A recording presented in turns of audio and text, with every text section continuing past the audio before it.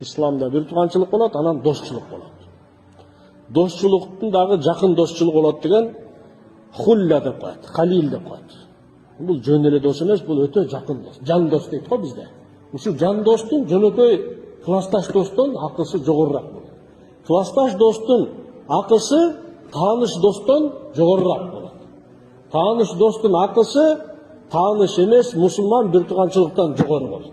Анткени экөө келип талашып калат. Бул конокко чакырат, бул конокко чакырат.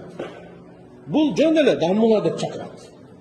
А бул тааныш болуп чакырат. Мен ошондо кимисте жооп беришим керек болуп калат. Түшүнүп атасыздарбы? Бул жерден приоритет берилген жак эмес. Биринчи ордун намасын, экинчи ордун намасын берген жак. Эгер мен бул жакка кетип калсам, бул жакта алынып калат. А бул жакка айтсам болот, мен тигил адам менен кичине мамилем бармы? Аны сөйлөдүм. Анан эми экөө дос болот. Бирөө жөн эле классташ дос болот, бул болсо эмне болот? Жан дос болот. Жан доско барбай классташ доско барып койсо эмне болот? Жан досун таанып калат. Мунун акысы жогорураак болчу, анткени биз экөөбүз ысык суукта, барчылык жокчулукта эмне кылганбыз? Бир үсүм нанды бөлүшүп жеп калганбыз экөөбүз.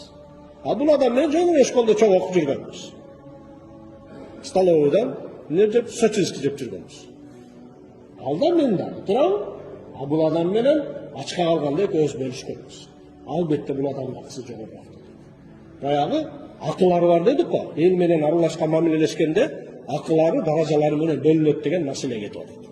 Пайгамбарыбыз мындай деген: "Эгер мен жан дос күткөнүмдө мен Абу Бакырды жан дос кылмак элем, бирок силердин жолдошуңар" деп өзүнүн пайгамбарыбыз айтат, Аллахты өзүнө жолдош күткөн дейт. Пайгамбарыбыздын жан досу болгон эмес.